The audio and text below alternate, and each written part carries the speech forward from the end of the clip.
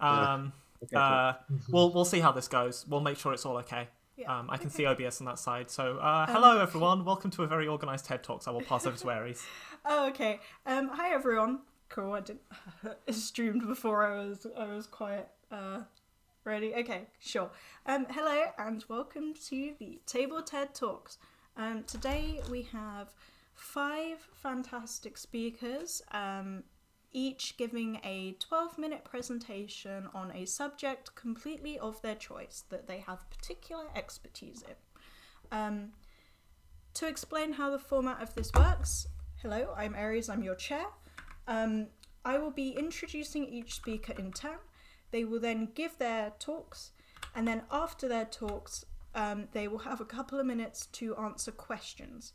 So if you have a question for the current speaker, please just put it in the Twitch chat and I will keep track of that, and I will field the questions to the speaker once their presentation is done.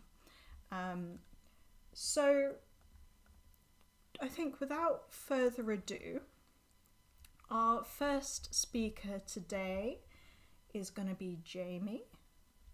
Is that right? or Captain Scarlet. Okay, so Captain Scarlet, using she/her pronouns, used to be a prominent hidden arithmetic researcher at the University of... I can't do a pirate voice. Warwick, specialising in dots and the lines that connect them. She has since, totally of her own volition, moved on to greener pastures, now being a sea researcher at the University of Tortuga in Norway. What's a sea researcher, you ask? It's like a field researcher, only she hasn't been anywhere near a field in months. As one of the leading sea researchers in the world, she collects knowledge on what can only be described as random crap vaguely to do with pirates. This includes music from kids' cartoons, classifications of warships, and the vitamin C content of random vegetables for some reason. Some of her favourite specialities are writing sea shanties using instruments that would be really sad if they were on an actual pirate ship. Taking modernised warships and declaring them as pirate ships so that she can use them as performance venues, and running from authorities who apparently get annoyed when their shiny new flagships go missing. Alright, please do take it away, Captain Scarlet.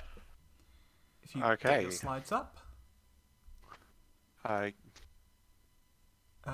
Yep, watch stream. Is everything good on the tech? Yep, it's fabulous on the tech side. You're doing wonderfully.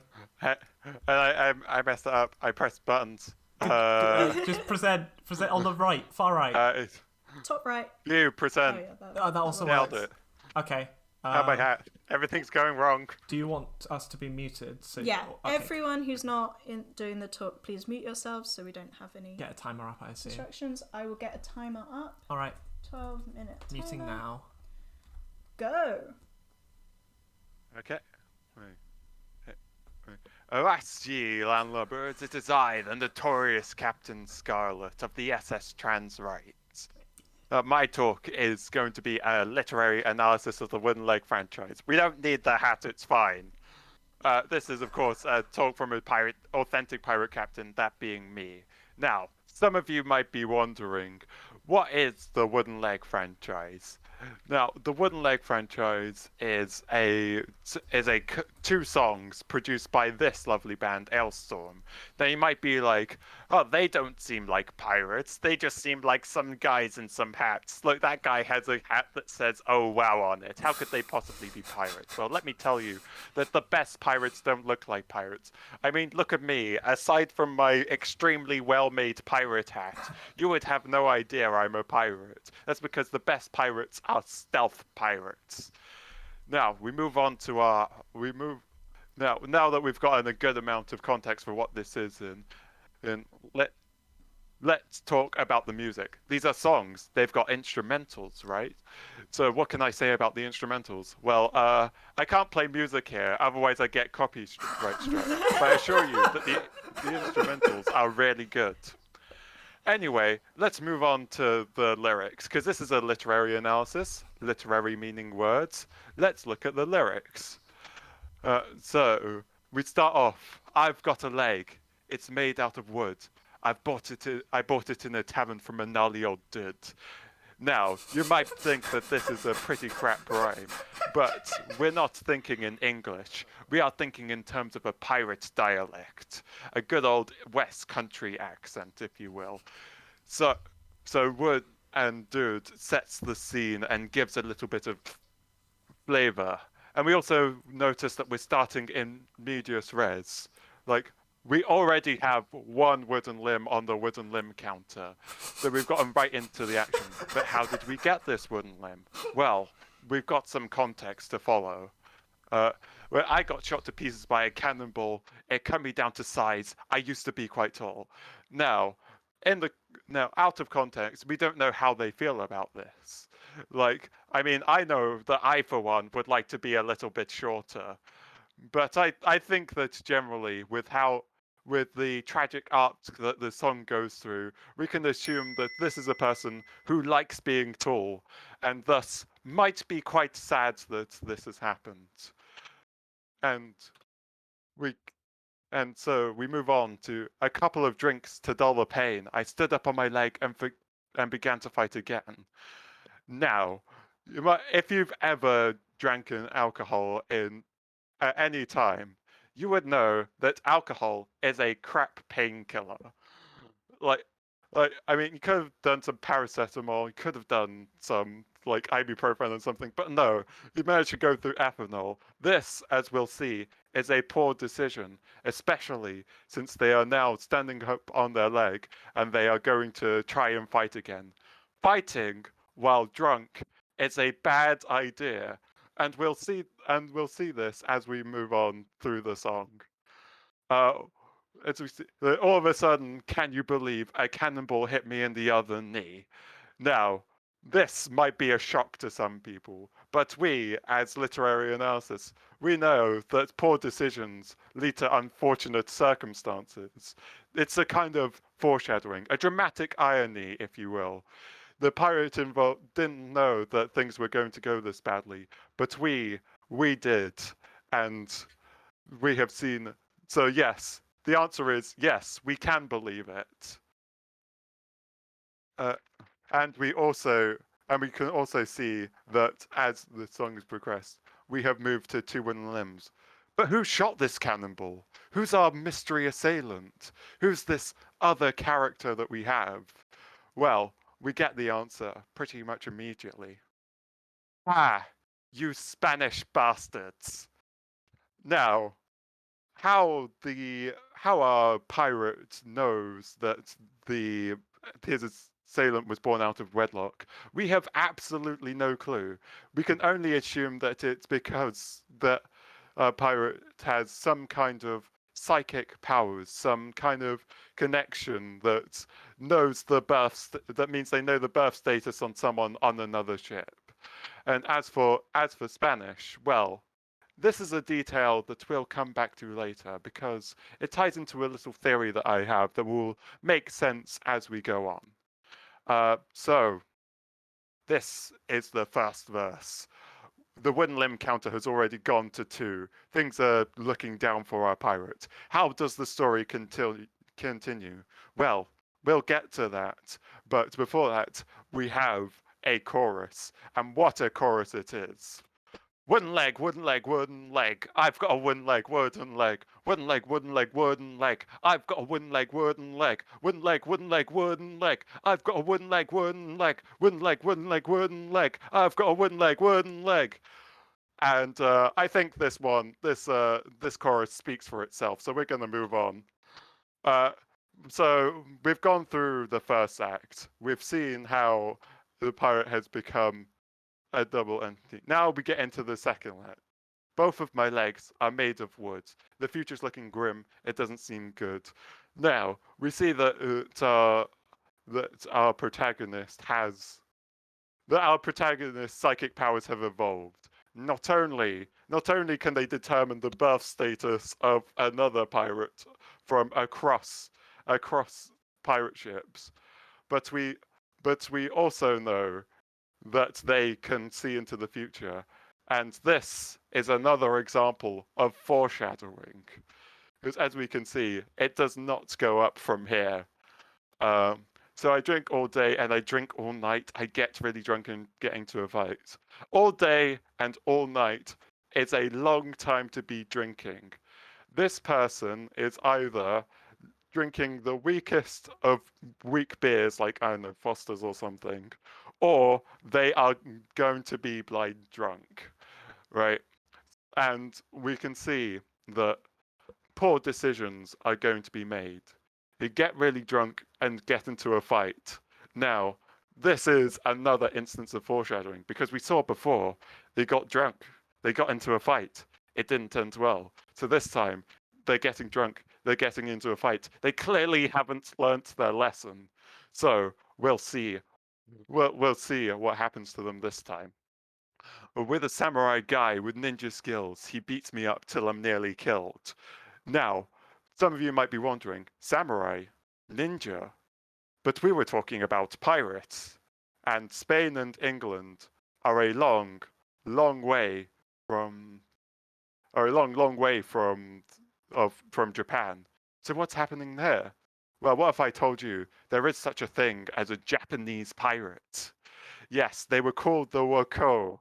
They raided the shores of China from the 13th to the 16th century. But hang on a minute. The golden age of piracy was during the 18th century. That was way past the time of the Wako. So what happened there? Well, it is my theory that this people that we have been calling pirates until this point might not even be pirates at all. Remember when I told you to leave the fact that the other guy was Spanish in your hands so that we'll come back to it? Well, I can tell you that we are coming back to it now because I believe that this is an allusion to the Spanish Armada, which happened in 1588, around the same time that the Wako were active around the shores of China. And so this means that our protagonist is likely not a pirate at all, but likely an officer in defending England against the Spanish Armada. That's just a little theory I have for you. I know it's shocking, like pretty galaxy brain, but you know, just a little theory. But yeah, so we see what happens with this Wako, or this Japanese pirate. I ask him for mercy, do me no harm, but the bastard chops off both my arms. Again, using his power of marriage status, of wet marriage status foresight to determine the thing. But this time it won't help him. First of all, he has made the poor decision to go into a fight drunk. Quite frankly, he probably deserves this. But also, he says he asked for mercy. But with the amount that he's been drinking at this point, there's no possible way that he remembers in that much detail. So I think we have a unreliable narrator here. Yes. So now we can see that this wooden limb counter is set to 4, and we get the final detail. Ah, you Japanese bastards! Really cementing those psychic powers of the wedlock status. Now, this is the second act of the second part of Wooden Leg, and the only thing left now is to launch into another chorus. Wooden leg, wooden leg, wooden leg. I've got a wooden leg, wooden leg, wooden leg, wooden leg, wooden leg. I've got a wooden leg, wooden arm. Wooden leg, wooden leg, wooden leg. I've got a wooden leg, wooden leg, wooden leg, wooden leg, wooden leg. I've got a wooden leg, wooden leg. Again, these kind of choruses speak for themselves. Or this time we're looking pretty sus because there is an imposter in there. But yeah, now this has been a pretty neat wrap up of the first Wooden Leg. But so you might be thinking, well, you said this was an analysis of the Wooden Leg franchise. What about Wooden Leg 2? To which I respond, this is my analysis of Wooden Leg 2. It's really good, and I wish I had time to talk about it. That concludes a literary analysis of the Wooden Leg franchise. I believe we have room for some questions now.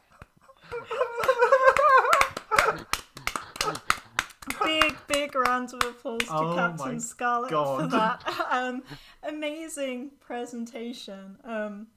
If you have any questions, please put them in the Twitch chat. I think we got one question earlier which someone did reply to, but was, does that shirt say, "I got lost in the gay dolphin"? This is from like... I believe it does, yes. Let me go back to the slide.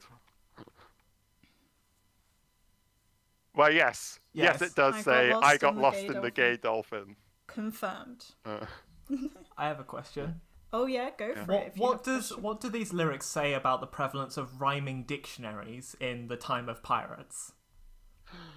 Well, obviously we can see that rhyming dictionaries for pirates are less common because they have to account for excellent rhymes like wood and dude.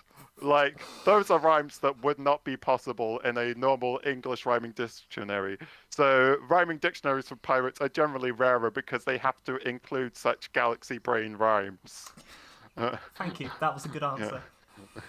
Yeah. We have another question in chat. After this one, we'll move on.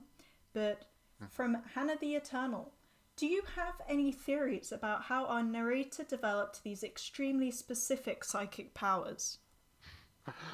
Well, honestly, it's hard to say. Like, there are a number of things in pirate mythology that are notorious for having psychic powers. Like the sirens, they normally use their psychic powers to like draw people to the rocks and smash them in multiple ways. But honestly, really, there are also like a number of curses in pirate mythology, and so it could be that this is a curse by a witch doctor to like instantly know everything about people from a range of ship to ship combat. But that's another little pet theory of mine. But those kinds of things are advanced pirate studies. All right, thank you very much, Captain Scarlet, for an amazing presentation. Another round of applause to send you out. Next up, we have James. Could you grab that intro up for me? Oh yeah, the intro. Here, and I'm gonna I'll sort the stream whilst you do some intros. How was the stream? Thanks for asking, Discord. All right, so we are now introducing James von Newton, going by he/him pronouns, Bachelor of Medicine at Gehenna State, Master of Demonology at Shadowfell Invitational, PhD in Dread and Despair at University of Detroit. James is currently a research professor at Ravenloft Polytechnic, focusing on exploitation of the soul cage. His other interests include the torture of innocence, cannibalism, and mahjong. Hello there. Hello. Just bring up my slides. Strimplers. Here we watch go. Strem. I believe this should be the slides. Yes. It's TED Talk, the only guide to quick and easy resurrection. Yes, unfortunately, the internet here in Ravenloft is not exactly the highest quality. Sometimes it can cut out, and I don't know what Strahd uses all that internet for, but it's obviously a lot. Well, can you go one forward and one back to check that the stream's working? Cool. Yeah, we're cool. Yep, all right, cool. All right. In which case, with no further dilly-dally, I will start the timer. Please take it away. Oh, hello. Thank you for inviting me here. I'm so grateful to be able to spread all the knowledge I have gained to others. So now let's begin. So, you've come into possession of a dead body, a corpse, a piece of cadaver. Well, I'm certainly not going to ask any questions to you, and I certainly will not be reporting you to the police. And I'm just here to make that body undead, and in not that kind of way, in the other kind of way, if you know what I mean. And you know what? You're in luck, because we also have a dead body, and we need to be in the process of resurrecting it. So do you know what? We can make a deal. I can describe to you how resurrection works on our body here. And yes, we have been waiting with a rotting body for quite a few months, waiting to be able to show it off. So, you're in luck. Now, here's a simple table of appropriate options for resurrection. Now, it will depend on your length of death. It will depend on what spell we can use to bring them back. I mean, if they've been dead for under a minute, and I don't want to ask how you got a dead body over here in under a minute, then you can use the simple Revivify spell. It is the cheapest, easiest, just bish bash bosh, it's done. The longer it is, the kind of more expensive and more different it is. One favourite of mine is the Reincarnate spell. Not only does it work up to 10 days, but as a fun little side bonus, it brings you back as an entirely different species. I once had a friend who I brought back, and they were a frog. It was so adorable. Until that hawk swooped down. Yeah, rest in peace, Prince Nadine.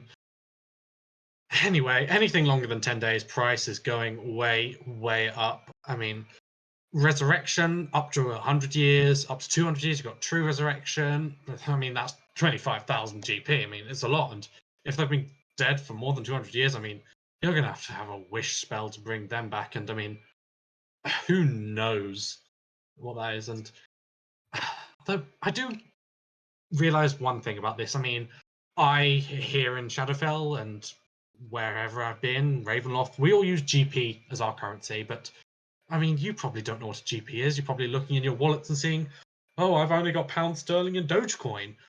Well, what is a GP? Well, I'm here to answer that.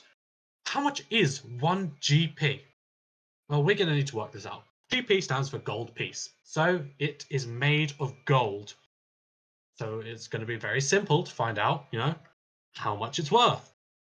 To start, we're going to need an artist's rendition of a gold piece. This one was done by Leonardo da Vinci himself, and we're going to need to work out its volume. So to get its volume, we're going to need to know a very special circle constant.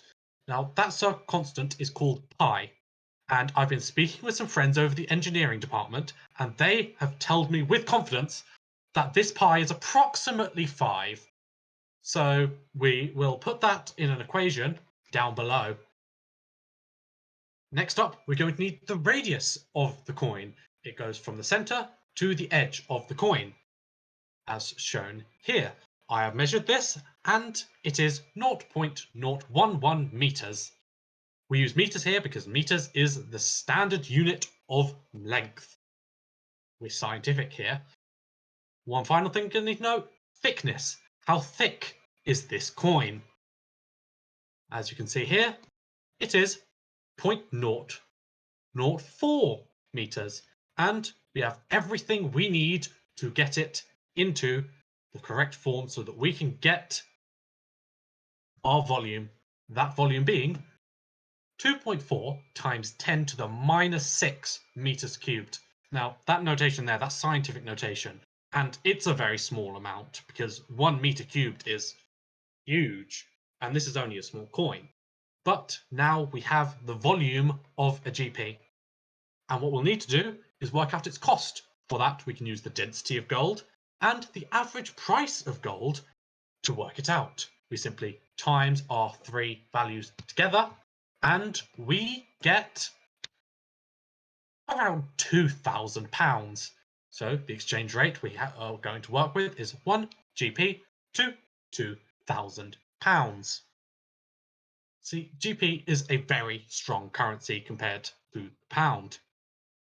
Maybe you should start investing. Now we can add the actual cost to our table. Revivify, £60,000. Quite expensive, I know.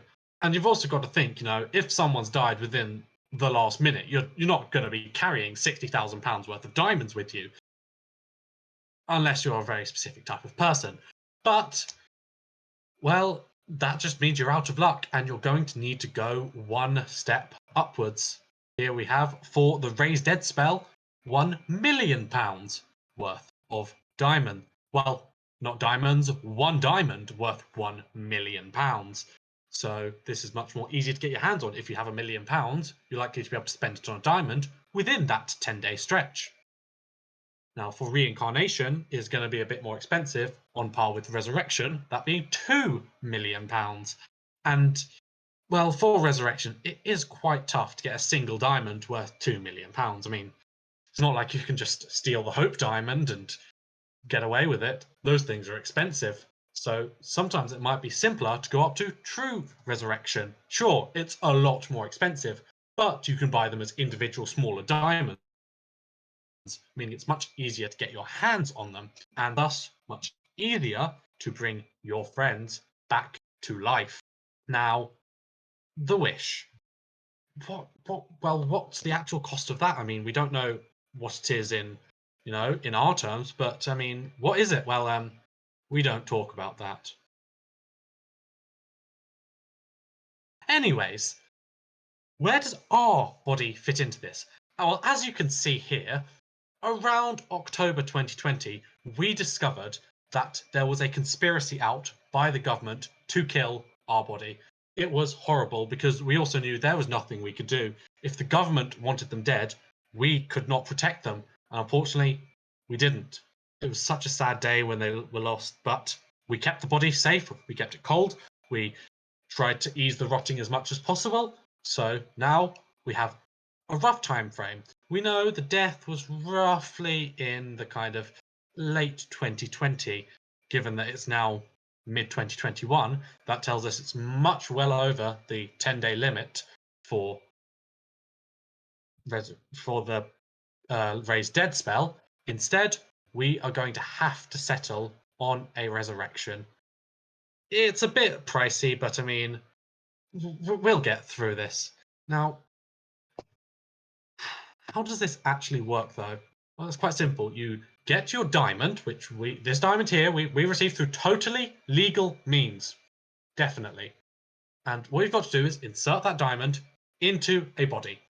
Once it's inside that body, the arcane ley lines, they will absorb the diamond and judge its, cost, because, you can't cheat these spells by having your friend, sell you a small diamond for, a lot of money. You need to have a diamond that's actually worth that amount, and only the arcane ley lines can figure that out. So once this diamond is inside the body and the spell is cast, well, the arcane ley lines will find the soul of this person wherever they are, resting peacefully, soundly in the afterlife, and it will yank them away from that piece and kidnap them and stuff them back into the body. And voila, your body is back to life. Now, also, some of the more expensive spells can do a little fancier work, like they can regenerate limbs, or with True Resurrection, if you, have completely lost the body, well, this spell will generate a brand new body for them and allow them to walk away free. I mean, it's a win-win. I mean, and of course, the wish spell works slightly differently to that. It's just kind of you wish and it happens, and the price is paid. Well, that's about all I have time for you now, unfortunately. I want to thank you for listening to me, and I mean, thank you for seeing my demonstration, and we will be accepting payment immediately, because we may or may not have £2 million owed to the Thieves Guild, and if you're not going to be accepting any payments for us, then we will be harvesting your organs and selling them on the black market, because we need that money soon. That will be all. Goodbye.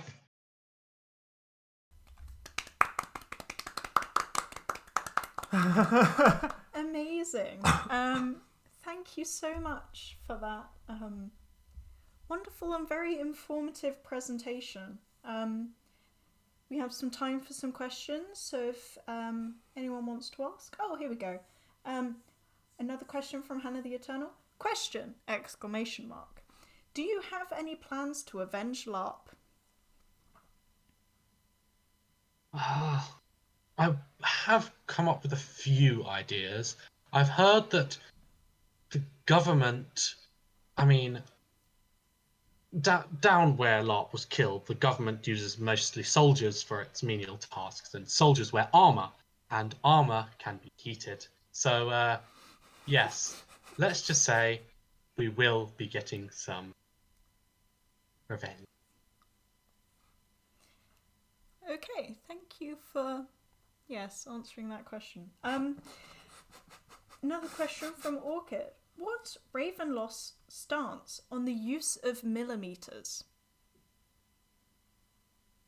Well, Ravenloft, it's a metric system, and millimeters are in the metric system, which is nice, although they do prefer the standard unit of the meter.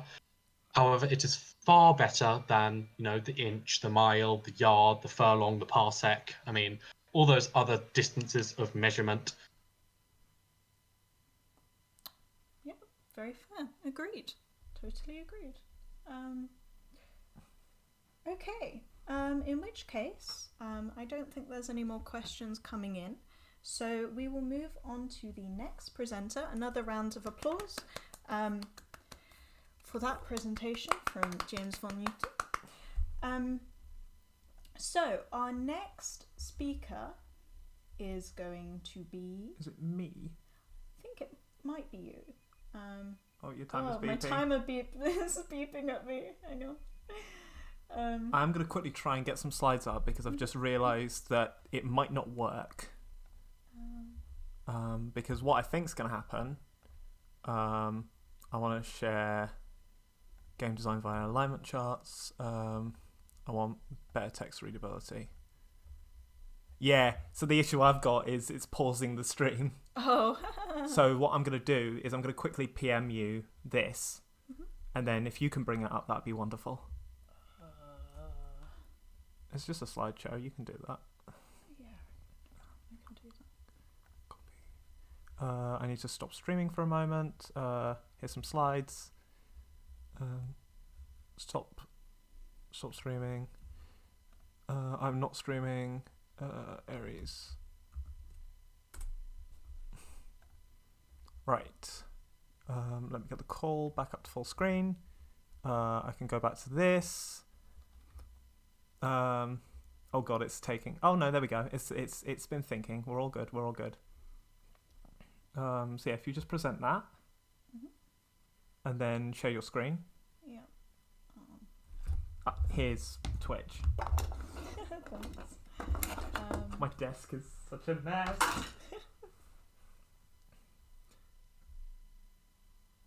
You can do slower frames if you want to.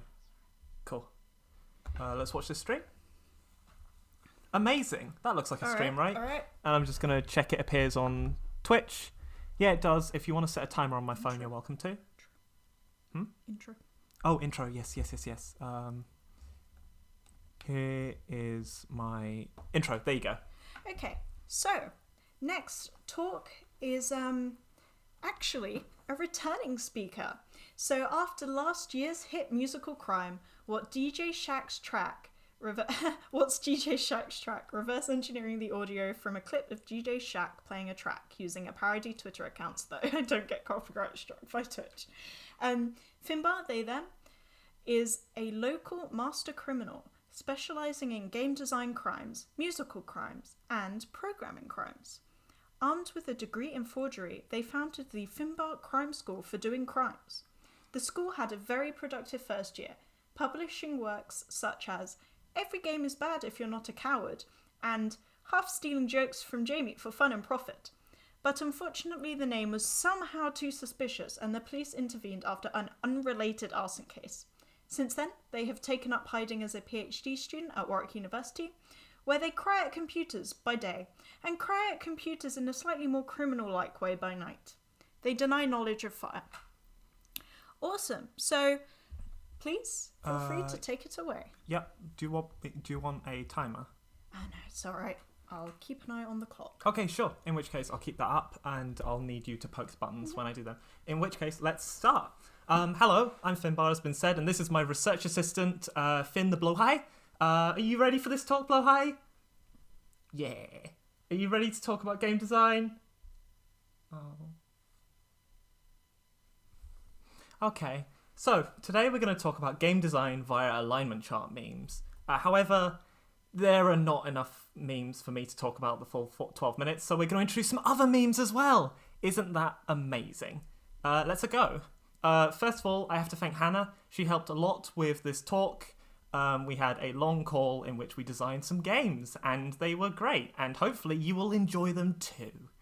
And with that, let's go. Here is an alignment chart meme. As you can see, there are a variety of different alignments. We have the combat scale on there, where combat lawful is directly a fight, combat neutral is any traditionally competitive scenario, like a race, or making an enemy team unconscious, or knocking them out, or whatever. And then combat rebel is any competitive scenario. And on the rules side, we have rules lawful, where players perform some action from a specific strict set of actions.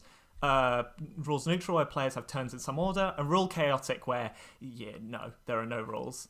Fortunately, you can put loads of systems on this. So you've got D&D and Lancer and likes, which have strict turn orders and are clearly a fight, all the way down to Everyone is John being an RPG combat system because it's a competitive scenario and there's no real turn order, to stuff like Mario Kart, which is winning a race and it's rules chaotic. So it's an RPG combat system, right? Easy. Isn't this all great? However, you might have noticed there are 2 blank spaces on here, and this is the crux of the talk. Next slide, please. Boop. So here is my thesis statement for today. We're going to take a meme which combines things, such as that alignment chart meme, and now I'm going to get the audience to read this out, so everyone please. Oh no, some of the gaps can't be filled because a game doesn't exist that fits the gap. Thank you, Aries. You're welcome. And then part 3. So we're just going to make a game that fills that gap. Easy. Simple idea. We find a niche. We use that niche. We've done it. Isn't that great? We're doing so well already. So let's use our alignment chart meme to do this. Next slide, please. We've filled in 2 lovely new games. The first one, I'm going to go in this order, is a rules-neutral combat rebel game of Uno and Mao combined. Thank you, Koala, for also filling this in. However, can you go back? Sorry. Oh, yeah, that's fine. So that's combat rebel, and it's rules neutral because the players have turns in some order, but pretty much anything can happen. But for combat rebel rules lawful, we're going to introduce a fun new game called Chess Shopping Combat. Next slide, please.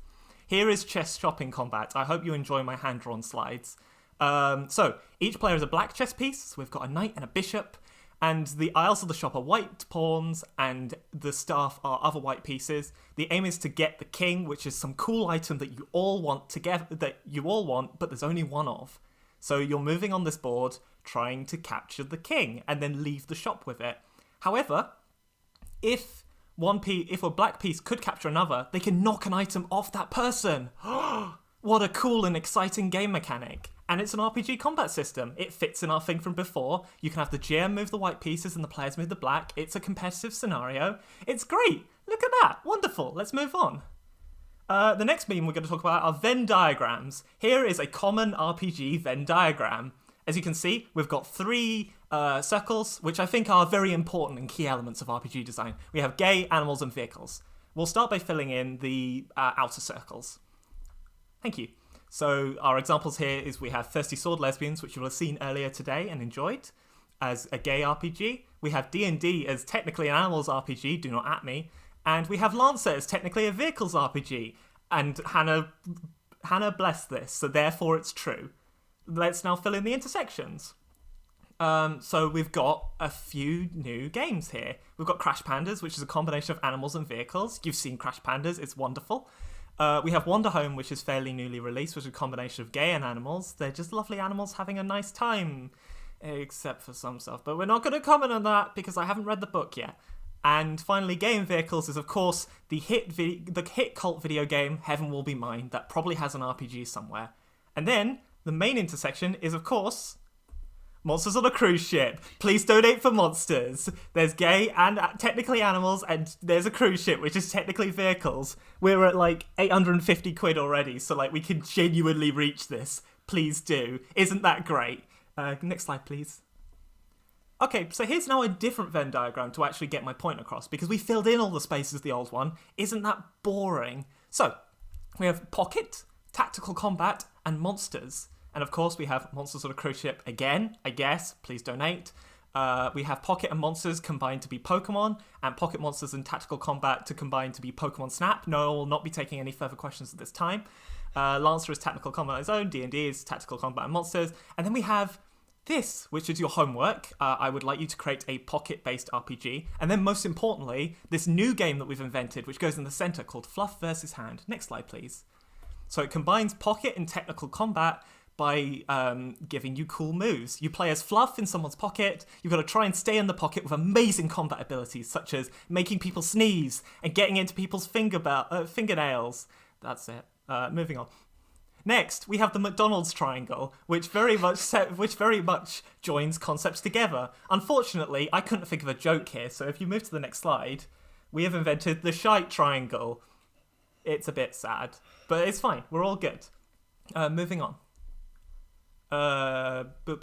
We're going to talk about expanding brain memes now. Here is a slightly different technique. If you take an expanding brain meme, start with something sensible at the top, and then just keep going, you get lots of things. So we've got can't trips, which are things that magic users can't do. Cannot trips, the user cannot fall over. And of course, whatever Grant Howard was thinking when he invented when he made Heart the City Beneath, because all bar one of the 27 top-level class abilities kill the user, often instantly. Doesn't use spell slots, so it's like a cantrip. For example, here is one. The first sentence is, to activate this ability, die. Moving on. Oh, right, this slide's very important. So this is the answer to all RPG design. As you can see, it's a 3-dimensional scale. Oh, I forgot to put 2 of the axes. You'll work it out. It's fine. So whatever you do, don't go in the Forbidden Zone, and don't go in the Forbidden Zone either. Just don't. Do not do it. One of these axes is help, but it's okay. We've got 2 RPGs to guide you. Next slide. You see we've got Sleepaway up here and Lichcraft down here. And those both avoided the Forbidden Zone. So therefore, you can too. Isn't that great? Moving on. I don't know how much time I've got left. Okay, cool. Here's the next slide. This is a big table of genres.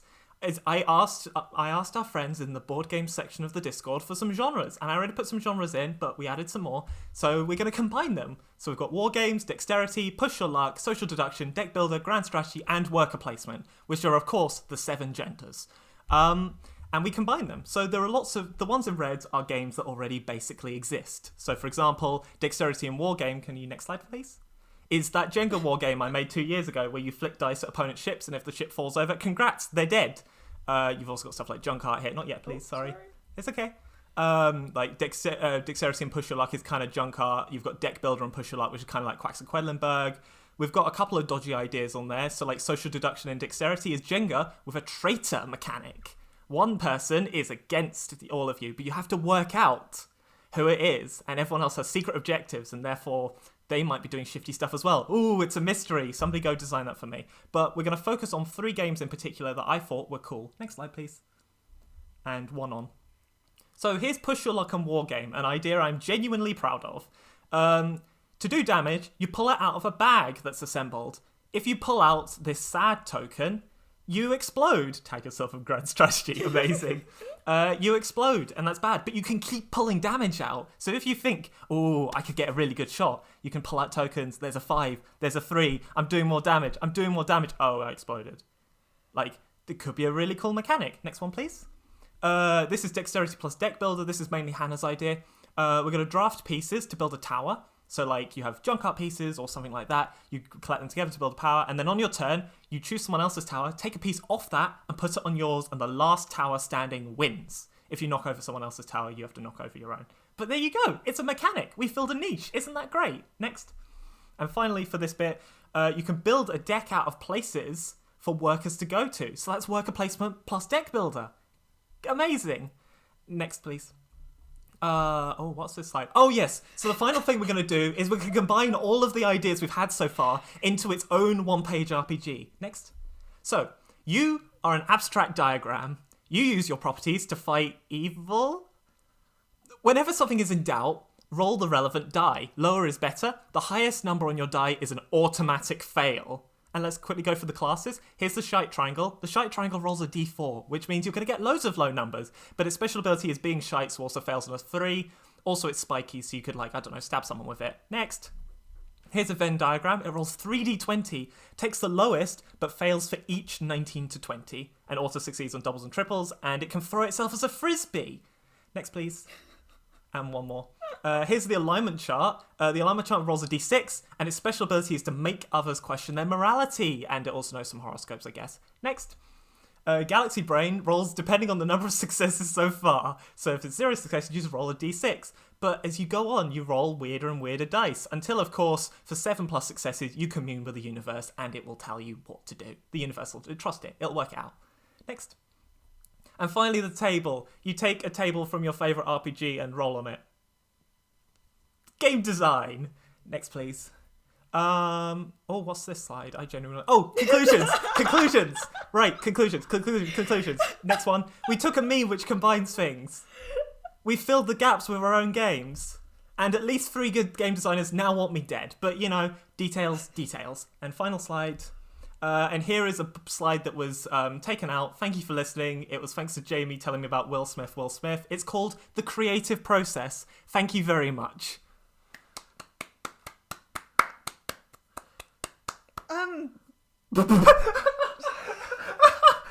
My brain has been going at 1,000 miles per hour to try and keep up with that. And I'm not sure what I just listened to, but I think I learned something. It's game design, Aries. Game design. Okay, we can take a couple of questions if people have them. Pop them in the Twitch chat. I haven't seen any yet, so... Neither have I. I've seen people correctly respond to my call for audience participation, so that's good.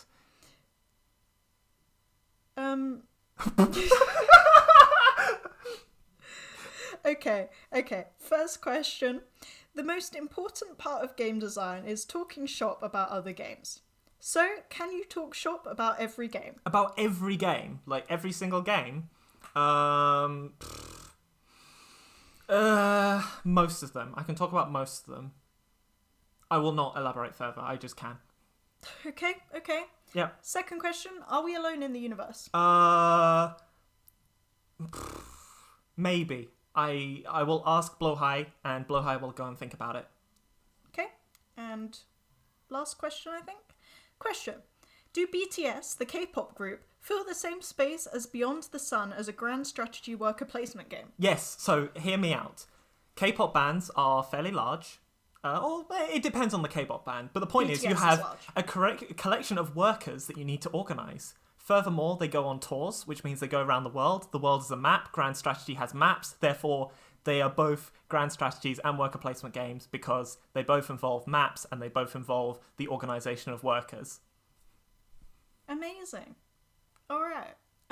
Another round of applause for Finbar's presentation.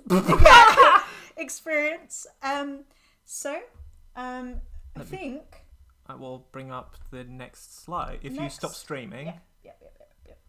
Next up, we... Oh, that's no, it's fine. That's not streaming to Twitch. No, I need to exit this. Yep, stop screaming. Next up, we have Anakin, I believe. All right. Yes, hello. Okay, so Anakin Newbigging, using they them pronouns, is our next speaker, who comes all the way from Coruscant University, specialising in galactic history. Not only are they a self-proclaimed chosen one, thanks to some obscure and poorly explained prophecy, and some dangerous levels of parasites in their blood, but they are also the best star pilot in their local galaxy and a cunning warrior. They are best known for their leading research papers, The Book of the Worlds, Hidden Meaning and Cultural Influence, and The Rise and the Fall of the Mortis Gods, since they are one of few to have visited Mortis and returned alive in known history. They now spend their free time visiting as many star systems as they can in search of greater inspiration for their research and their 3-part saga. After a series of tragedies, they have also picked up educating the masses with talks such as the following. Just don't mention the younglings. And with no further ado, please do take it away, Anakin. Watch stream. There's my stream. Let me just set up OBS. Cool. I might run over, so if this goes extremely fast, that's what VODs are for. Without further ado, a totally unbiased proof of why the prequels are objectively better than Star Wars films than the original trilogy. Oh, and spoilers for all of Star Wars, I guess. Fun fact, I love Star Wars. Well, maybe not a fun fact. Perhaps it's obvious that I grew up not with the originals, but with the prequels, which, naturally, I prefer. And whether that's nostalgia or personal bias because of my name is up for debate. Either way, the feelings I have towards the two trilogies are a prime example of subjectivity. And while the definition varies depending on which philosopher you ask, subjectivity deals with an object and an observing subject.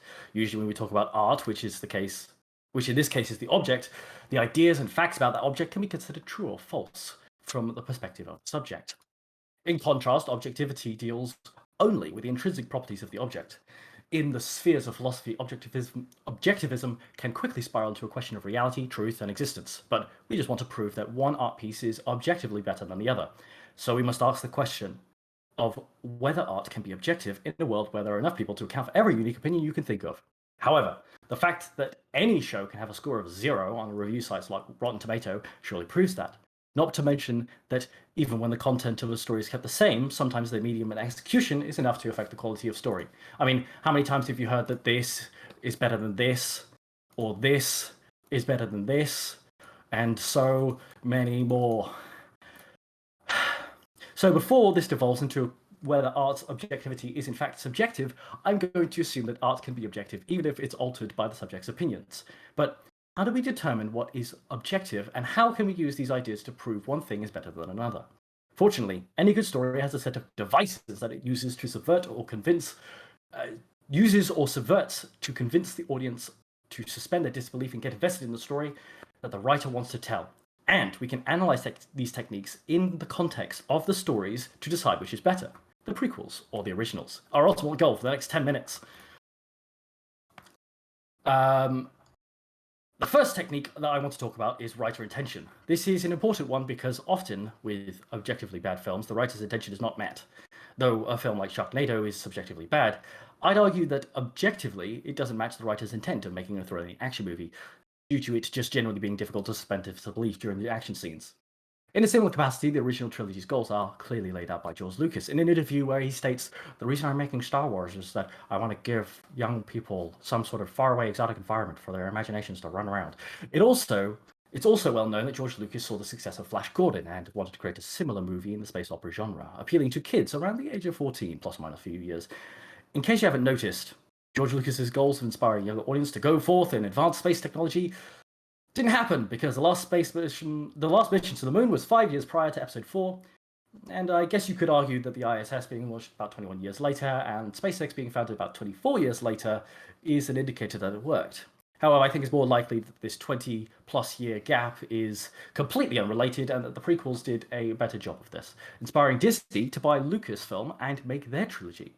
And yes, you could argue that they were doing this because they thought the prequels were subjectively bad and wanted to make a better trilogy, but they specifically tried to make it similar to the original trilogy, and look where that got them.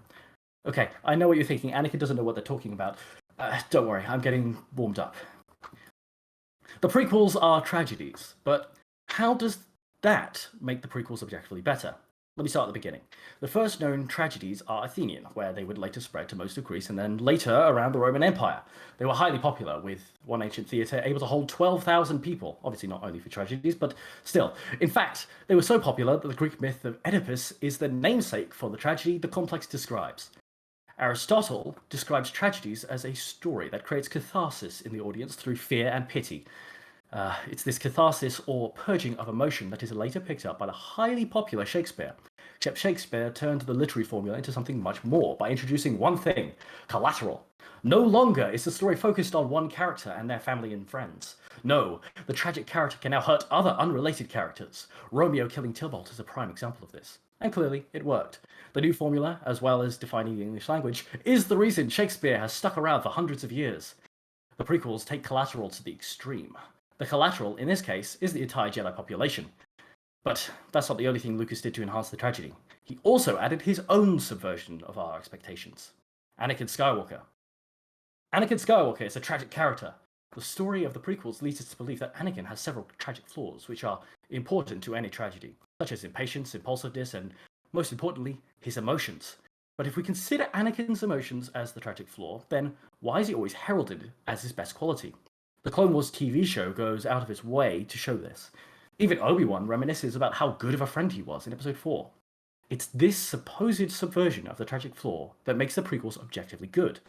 But what if Anakin isn't the only tragic character? What if I said the Jedi were the tragic characters? We can quickly identify their flaw to be that they don't care enough, that they remove emotion from their life entirely. We know that this is a tragic flaw because it's Luke's passion for his friends and him ignoring Yoda and Obi-Wan that saved Darth Vader and destroyed the Sith at the end of Episode 6. So now we're 2 levels of subversion deep. Not only is Anakin not a classically tragic character, but the tragedy is centered around an ideology, the Jedi, as well as a character. And this is the true value of the prequels. Now, I know a lot of you have heard of how poorly written Anakin's dialogue is, but I think I can persuade you of its genius and why he's a good character. Let me introduce you to Mary Sue, or for the inversely gendered version, Gary Stew. I don't know about gender-neutral versions, but anyways. Now, don't get me wrong. If you're a beginner writer, by all means make a self-insert. The classic write what you know idea is important when developing your writing. However, Mary Sue is a trope that we can use to analyze why writing might be objectively bad or uninspiring. And no, I'm not going to talk about Rey here, since I generally disagree with her being a Mary Sue in status, and it isn't relevant. So why isn't Luke a Gary Stew? I mean, Lucas, it's in his name. Even Mark Hamill has come out and said that if he didn't know what to do when he was playing Luke, he'd just think what George would do. Not to mention that his character arc goes from whiny kid to emotionless sage-like Jedi. The fact that Mace Windu, Ki-Adi-Mundi, and the rest of the Jedi are emotionless is an intentional flaw. The fact that Luke tries to be emotionless is ultimately boring, even if they break down that facade he puts up when he rages that Darth Vader would go after his sister. On the other hand, we have Anakin, a character who grew up a slave and then grew up with a bunch of emotionless Jedi. You can start to see why he could be a little bit awkward. It's this tension, the lack of Gary Stew treatment, and the tragedy that makes him an objectively better character. This is what came up when I googled Mary Sue. Yes, very funny. Okay, enough about Anakin. If I say any more, you might think I'm biased. So instead, let's shift our focus to some of the other characters and their influence on the story. Oh, General Kenobi. Perfect timing. Because Obi-Wan is a great character. Ewan McGregor is idolized for his role as the master of Sarasu himself. He loves the role too. He's coming back for a spin-off. Yet, the same can't be said for Alec Guinness. He's known for his role as Obi-Wan, yes, but he doesn't love it. He's often said that he thought Star Wars was a joke, never taking the role seriously on set. He's also known for not wanting fans to recognize him as Obi-Wan, preferring to be known for the many, many other roles he's taken on in his life. You know what? I don't blame him. Obi-Wan in the originals is purely there to fulfill the mentor role and motivate Luke. And even when his acting is perfect for the role, namely this particular stare of trauma he gives in Episode 4, and when he said, and he was a good friend, it's only with the context of the prequels. So yes, perhaps Obi-Wan wouldn't be as good a character without making it to the originals, but he wouldn't be much of a character at all without the prequels. Now, Palpatine is another constant in both trilogies, a point of absolute comparison. But before I go any further, let me introduce a little thing called dramatic irony. Dramatic irony is simply when the audience is clued into some plot device that the characters are yet to discover. Throughout the entire prequels, we know Anakin is Darth Vader and Palpatine is Sidious. But we still fear Palpatine. We still pity Anakin. We still get catharsis of the tragedy. That's because the story doesn't rely on us knowing that. And if we do, it only makes the story better. Perhaps I should give an example. Near the end of Revenge of the Sith, we see Palpatine as Lois. Mace Windu has disarmed him and he's ready to execute him. If we didn't know his evil behind his actions, we might feel pity for him, but Palpatine isn't a sympathetic villain. His goals and motivations are always clear and selfish. Even though he now has years of backstory, we've never been endeared with the character, and as such that we agree with what he does. Even if we did, knowing what he will do leaves us no room for sympathy. Yet at the moment, Anakin sympathizes with Palpatine, but it's not ill-explained. Removing the knowledge we have been given through the dramatic irony, we can understand why Anakin goes to save Palpatine at that moment. Even if we didn't, we can sympathize with Anakin's immediate regret when he says, "What have I done?" Yet in the originals, we have none of that. No scheming politician, no faking weakness. We just get pure evil and anger expected from a Sith. And we can see this change in character in the recorded lines for Palpatine in Rebels. Sam Witwer, the original voice actor, is replaced by Ian McDiarmid, the original Palpatine, and the difference is shocking. Sam Witwer's performance conveys the scheming politician through his calmer tones, but Ian leads into the frustration the character feels to portray the Sith Lord at his most evil, and both work. We can, as an audience, accept this change, especially as he changes visibly. But the devices used to convey his character are far more numerous and effective in the prequels. The original trilogy Palpatine only works in its simplicity. Okay, I've probably spoken enough now, but bear with me for the last point. Now, I've talked about how the writer's intentions need to be clear, but we should also consider the audience. In particular, did the writing have an impact on the audience? And yes, at the time, the impact the prequels had was kind of bad. It wasn't well received, despite the fact that it made more money at box office. But memes. Prequel memes are such a big thing that we've even recently, 19 years later, seen an Attack of the Clone meme. The prequels are so memorable that people reference them far more often than the originals. And yes, the originals do have the greatest twist of all time. No, I am your father. It's so iconic that it was the thing a lot of people went to if they wanted to bully me for my name. But it's also the most common example of the Mandela effect. Everyone wants to stick Luke's name in the quote. What's important here is that the prequels are getting such a resurgence now because their target audience, kids, were positively affected by it. The backlash is naturally from the parents who went to see the originals who were no longer the target audience. Objectively, the prequels have impacted their target audience more positively and are far more memorable. Hopefully by now you can see why I believe the prequels are objectively better than the trilogy, but I can understand why you have questions. There's a lot to unpack and nitpick in the massive 13.5 hours that make up the two trilogies, so 12 minutes is only a good amount of time to make broad strokes as I have done. Nevertheless, my conclusion is clear. The prequels are undeniably the better trilogy, and no amount of questioning can change that. Thank you.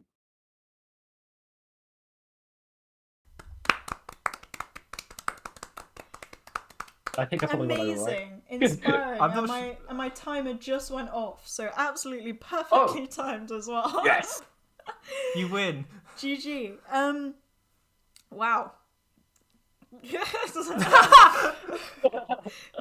my mind has just been pelted with so much information during this entire time that I'm having trouble processing everything. No, I get that. This is talk 4. Okay, right. Oh, yeah.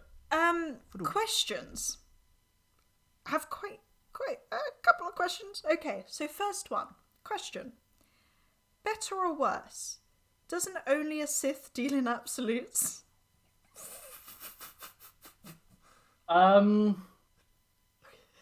Better. No further questions. Yeah, valid answer. Second question. How do you like Rogue One? I absolutely loved it. I think some of the characters could have done with a little bit of extra characterization, which I guess we'll see in the upcoming TV series. Otherwise, very good. Cool.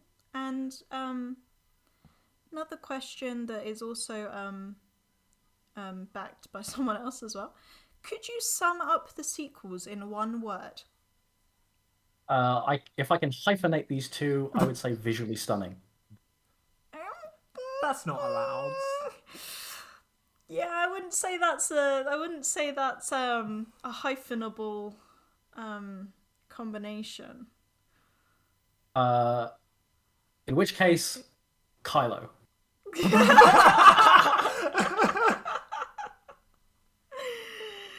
Okay. In which case, comment from Emily. They have a great personality of movie reviews. Yeah, pretty much. Okay. In which case, we will now move on to our final talk. Oh boy. Of the evening. This talk. Oh, intro. Yeah, intro. Please. There. This talk is coming from Hannah. Our next speaker, Hannah, going by she, they, and they pronouns, is a cryptozoologist and after the incident, one of the most esteemed surviving centaur specialists in the world. As a researcher at the London Institute for the Study of Definitely Existent Fauna That's Totally Real, We Promise, Faye has contributed to some of the most exciting work being produced in the field today, including Bigfoot is Real, and I Could Take Him in an Arm Wrestle, a study of Sasquatch hunting tactics. What kind of god would make a world where unicorns aren't real, but the duck-billed platypus is? The role of cryptobiological evidence and the absence thereof in theology. And people in the past were right. Dinosaurs should breathe fire. Potential applications of the rule of cool in paleontological reconstructions. Their current interests include not only disclosing her current location, looking for secure places to hide, and listening anxiously for the sound of hoofbeats. All right. Strim, please. Please, yeah, feel free to share your slides, and I will yes. get the timer going. Oh, you're muted. You're muted, Hannah, yeah. If you're trying to Watch Strim. Right, give me a second. Yep, Okay, yeah, everyone yeah. should be up now. Yep. Hopefully, maybe. Good on this end. Cool. Let me mute. Right. Have fun. Should I just give it a quick test to jump through both of them? Yeah. Oh, go on. Okay, cool. Right. Yeah, there we go, boom. cool. Okay, technology works. Awesome. Amazing. Anyway, All right, go for it.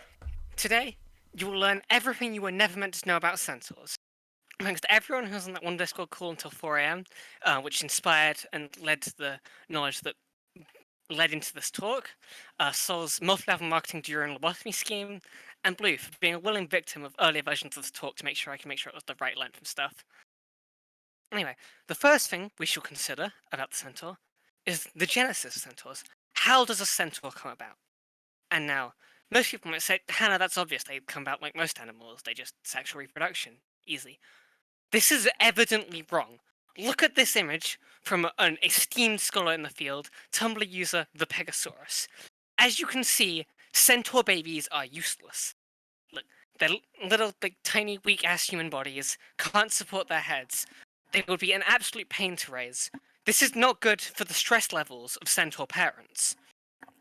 Yeah, they'd have to deal with these not only are they having to deal with screaming infants, they're dealing with screaming infants that can run around a bunch, kick things violently, and can't even hold their head up. This means, therefore, I am about to propose a radical hypothesis. Centaur babies cannot exist. Whatever system by which centaurs reproduce does not allow for the existence of babies. In fact, this means, of course, the original hypothesis that scholars were led to from this is that they reproduce asexually. But further analysis reveals some issues with this. So we look at mitosis of centaurs and a study of the kinetics involved. Here is Sleipnir, one of the greatest mythological pieces of evidence that to show that horses can mitose. As you can see, the 8 limbs are because the limbs are splitting into pairs of limbs, and soon there'll be 2 heads, and then there'll be 2 horses. However, there is no modern evidence that horses can commit mitosis, which means at some point between now and then and now, even, they must have lost this ability. So far, we have been unable to determine any provable cause, but my personal theory is arson. For their crimes, they were punished and left unable to split. Now, I've asked people who are theologists and who study, sin and the consequences, and they have said, "No, get out of my office." What do you mean? Are centaurs responsible for the sins of horses? Which I am taking as a yes. Centaurs are responsible, but we're helping cover it up because they paid us some money. This means that even if ancient centaurs were capable of mitosis, modern centaurs evidently are not. This leads to further fields of study. I asked some mathematicians how they would go about, how they would resolve this problem just because they happened to walk into my office and got very lost. And they gave me this equation. Horse plus human equals centaur. And at this point, a horse passed with someone riding it, and all the mathematicians just cowered in fear and began wailing and screaming and crying. I thought at first that this was just because it evidently disproved their theory, but later I learned out that mathematicians just can't be exposed to the outside world because they can't handle it. They're too busy dealing with numbers and stuff. However, this did inspire me to go on and do some further research and study. and I came up with what I will call the Hanna theorem for centaur reproduction. Working on that original base of horse plus human equals centaur, but considering the fact that horses can be ridden by humans without producing centaurs, I left the study of quantum physics and other similar fields to come up with this equation. As you can see here, the Large Hadron Collider was of great importance in my work, and the concepts of quantum physics more broadly have also been extremely useful. Horse plus human plus sufficient and correct impact energy equals a centaur. This means that, of course, if you ride a horse, you're maybe having a few low impact collisions, and they don't have sufficient energy to breach the energy barrier and promote the horse-human system into that of a centaur. This is because horses and humans can be roughly modeled as electrons and energy levels, as long as you don't think about it too hard or have any real knowledge of the chemistry and physics behind it. So just don't think about it too hard and this will be fine. Another important thing to consider is angles. If you have a horse like this, a human impacts it from below, that will not create a centaur, because centaur heads are not between their legs. That would be really awkward. They keep kicking themselves in their face, and they'd have to drag their head along the ground, and it just wouldn't be very pleasant. Which means, of course, that the angle of impact must be directed from above, roughly over where the horse's head is. Now that I've proven exactly how centaurs come about, there are further things we must study. The diet of centaurs. Now, you might think, okay, this should be pretty simple, right? We can just look at contemporary analogs of centaurs like horses and humans and see what they eat, and just work from there. That would be foolish. As you can see here, horses are grazing animals. They eat grass and like to walk around in relatively low energy. However, a centaur is much taller than a horse, and their range of motion from their neck and upper body is much more limited. So in order to graze, they would have to bend down and then pull up the grass into their mouth. And that'd be much less efficient. And they probably also have to lay down to be able to reach it, which also makes them more vulnerable, as well as having to expend more energy to get up and move to the next patch of grass. So it wouldn't be sustainable over the long term, and would also just generally be kind of unpleasant and expose them to greater risks. So this is obviously not a possibility. Now, in myth, centaurs are often portrayed as great archers. For example, Chiron, most famous centaur, is often depicted using a bow. And I think, okay, well, that means centaurs are hunters, right? They can go around, shoot their prey and then go eat the corpse. However, this runs into similar issues. Since centaurs have no way to carry cutlery or anything, they have to bend down to eat the corpse, which again leaves them vulnerable. And also, it's going to be very difficult for them to actually carry it, because that it's going to throw off their balance. And also because generally centaurs are very high energy creatures, so they have to hunt very large prey. And we have no contemporary megafauna available for them to hunt and eat that wouldn't be able to fight back and wouldn't leave corpses too large to move. So therefore this can't be an option either. However, while I was despairing at the lack of any evidence and sort of found myself with nowhere to go, no way to turn, inspiration came to me in a flash. Centaurs and giraffes are very similar. Look at that body structure. They've both got the very large sort of neck or neck-like structure. By modeling and realizing that the human body is roughly analogous to a giraffe neck, and that it's got the limited range of motion, but also adds the extra height. This means that centaurs are naturally tree-grazing animals. They rely on their superior height and similar body structure to get at leaves high on trees, much in the same way a giraffe does, so that there is no competition for their food. This allows them to expend relatively little energy compared to bending down to eat grass, and also means that they have very few competitors, that's the word, for their diet. This means that any work that doesn't show centaurs just walking up to trees and starting to eat them is inaccurate and should not be considered canon. And this also means that centaurs, this also explains why centaurs are archers so often. Because, if you're already at the tree nibbling all the leaves off the branches, you might as well then just take the branch and use it to make a bow. Like, you're halfway there already. And besides, centaurs, again, have a natural supply of string or a string equivalent from their tail. This means that centaurs are capable of producing bows in nature using nothing but what they have already on them and their diet, which is obviously a very significant evolutionary advantage because most other species don't have ranged weapons. Now that we have studied the diet of centaurs, we can look more broadly on the role of centaurs in myth. Now, often, centaurs are portrayed as mentor, like, for example, Chiron. However, this is ignoring, and they mostly show up in Greek myth. However, this is ignoring some of the most prominent examples of centaur myth, which have been aggressively censored, and that's the four horsemen of the apocalypse.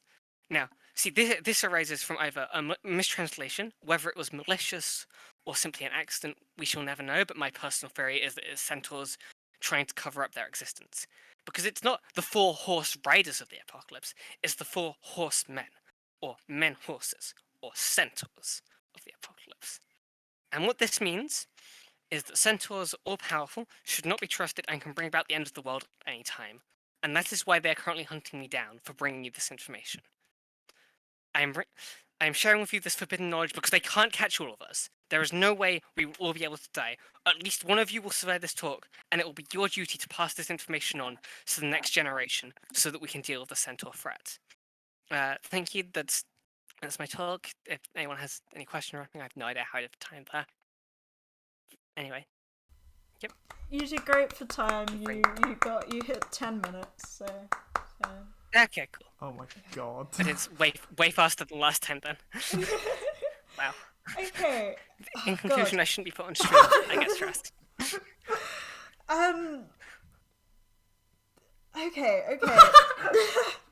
Right, okay.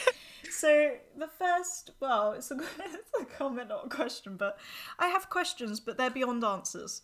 So I don't know whether you have any comments on that. Good. That attitude will keep you safe.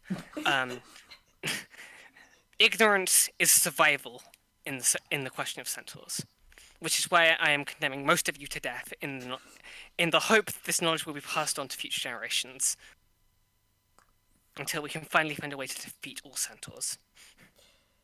Okay. Nice to know. Second question. Am I in danger from the centaurs by participating in the 4 a.m. Centaur? Yes, absolutely. They know about it. I see them in my windows. I see them in my dreams. They are coming for me. They are coming for you. Take whatever precautions you can, and be ready to fight for your life. I thought that was the gender cube. Look, Finbar, multiple things can be trying to kill me. I'm a very popular individual. Okay. Next question. So what makes stronger glue? Horses, centaurs, or humans? So, horses give you a larger amount of decent strength glue, because human glue is actually very weak. However, if you get specifically the spinal bridge where the human and horse meet in a centaur, that gives you a very small amount of highly concentrated, extremely strong glue. So this means it depends on what specific purpose you need glue for. But for raw strength alone, centaurs are superior. Okay. Sure. Okay. Another question. So, on a scale of going over a particularly large jump to faster than light travel, how much impact energy is required to make a centaur? As we can model it as similar to quantum physics, so it's not just having sufficient energy; it's having the exact right amount of energy. And the impact you're generally looking for is about a 20-meter fall from a cliff. Although higher energy level transitions are also technically possible, but that's the one most feasible in a Earth or Earth-like climate. Anything else requires going above the terminal velocity of Earth's atmosphere, and while that could be possible, and future researchers will have to study the production of centaurs in space. Given our current material conditions, that is the most reliable known method for centaur production. Okay.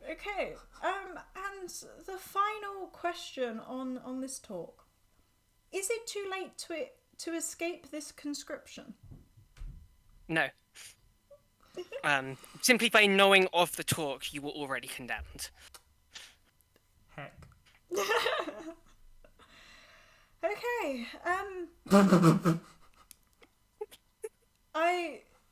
another round of applause to Anna for bringing us this forbidden knowledge that has condemned us to an early death. Yeah, my mind is also blown. I stopped streaming now. So Yeah, you can stop streaming now. Yep. So we have 5 minutes until our allotted time is over. So if anyone has any further questions to ask any of the speakers, just in general, please pop them in chat.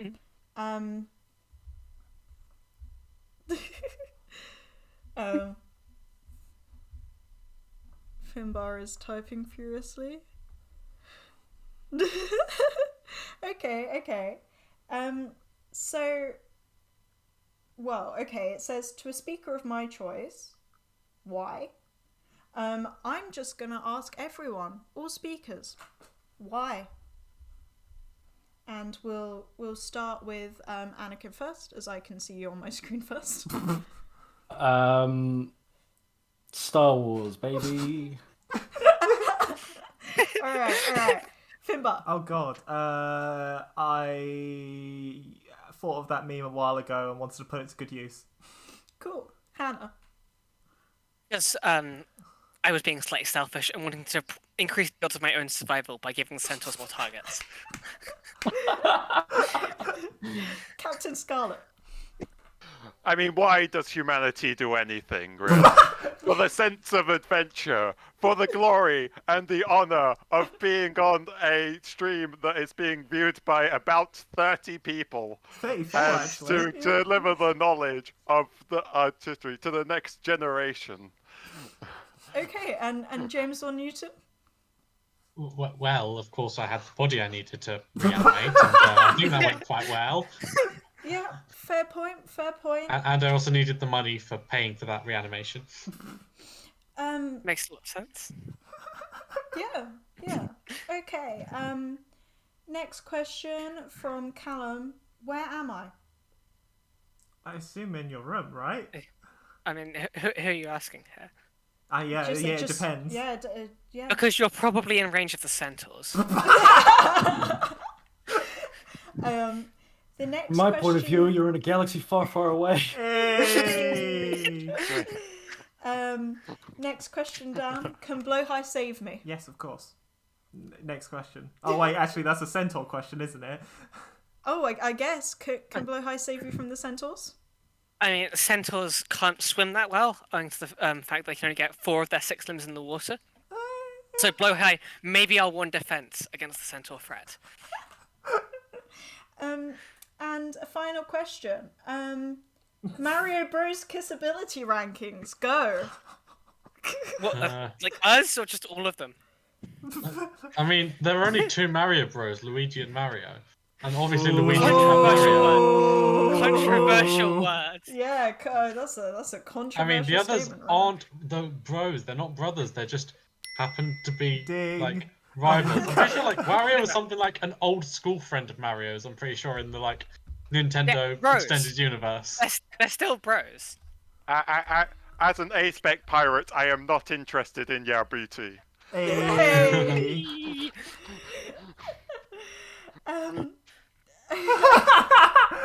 Artemis's comment is on this donation. Thank you so much to Artemis for the donation that just came in now. Yeah, do you Yeah, want to read this the out? comment, which I'm just dragging around to make sure it works. Thank you so much for all the TED Talks. They made me laugh out loud so much that I'm pretty sure my flatmates must be either concerned or annoyed.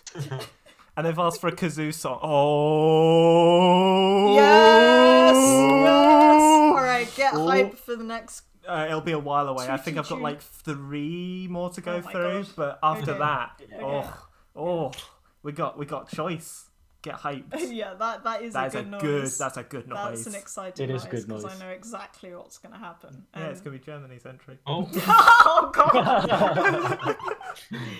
Okay. In which case, we are perfectly on time. Amazing. Yeah, I'm stunned actually. So, one final big round of applause to all the speakers. Thank you so much for bringing us your knowledge and Knowledge. risking our lives. Okay, that was only one round of applause. Sorry, I was a bit overzealous there. Oh god. Yeah. For those of you watching the stream, we'll be going to Interludes. an interlude now. And following that interlude, I'm just gonna swap to slides, but you can keep talking. Yeah, following that interlude, we will be heading on to Tabletoply, which is a bunch of people playing tabletop theme Monopoly with special rules that are tied to donations. So please do stick around for that. It is sure to be absolute chaos. And yeah, I will personally see you later at 11:45 for a Bob Ross paint along. So yeah, thank you so much for watching. And hang tight, we'll be back with you in a minute. Yeah. How about I stop the stream and then restart it so the VOD is correct? Yeah. Cool. All right, we'll be back in literally like a minute. Say bye, TED Talkers. Bye. Bye. Oh well.